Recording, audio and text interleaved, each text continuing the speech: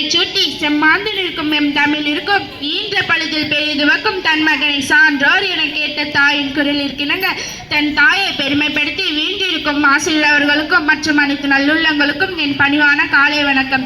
நான் ஏற்றுக்கொண்ட தலைப்பில் ஏற்றி பேச வந்துள்ளேன். தாருங்கள் தங்கள் கவனத்தை. நான் எடுத்துக்கொண்ட தலைப்போ பெருந்தலைவர் காமராசர்.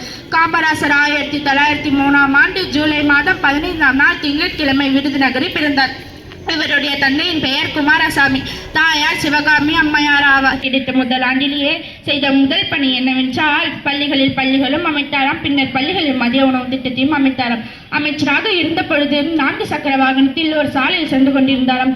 அப்பொழுது ஒரு சிறுவன் ஆடு மேய்த்துக் கொண்டிருந்தாராம். அந்த சிறுவனை அழைத்து, சிறுவனே, நீ பள்ளிக்கு செல்லவில்லையா? ஏன் ஆடு மேய்த்துக் கொண்டிருக்கிறாய் என்று காமராசர் ஐயா கேட்டாராம். அதற்கு அந்த சிறுவன் கூறிய பதில் என்னவென்றால், ஐயா, நான் ஆடு மேய்த்தாதானே எனக்கு சாப்பாடு, பள்ளிக்கு சென்றால் ஏதையா எனக்கு சாப்பாடு என்ற அந்த சிறுவன் கூறிய பதில் காமராசரின் உணர்வு துள்ளி வர வைத்தாராம். உடனடியாக சென்றார். சட்ட புத்தகத்தை கையில் எடுத்து அனைத்து அரசு பள்ளிகளிலும் நிறுவி அவர் அந்த பள்ளிகளில் மதிய உணவு திட்டத்தையும் சீருடை திட்டத்தையும் கொண்டு வர செய்தார். தொடக்க பள்ளி முதல் மேல்நிலை பள்ளி வரை கொண்டு வந்தவர் நமது காமராசர் ஆவார்.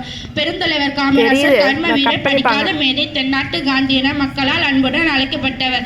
1953ஆம் ஆண்டு ராஜாஜியுடன் சேர்ந்து ராஜாஜி நடத்திய உலக அழிவு திட்டத்திற்கு எதிர்ப்பு கிளம்பியது. 1976ஆம் ஆண்டு உலகிலேயே மிக உயரிய விருதான பாரத ரத்னா விருதும் அவருக்கு வழங்கப்பட்டதாம். 1975ஆம் ஆண்டு நம் மண்ணை விட்டு மறைந்து விட்டாராம். நம் மண்ணை விட்டு மறைந்தாலும் இன்னும் நம் மனதை விட்டு மறையவில்லை.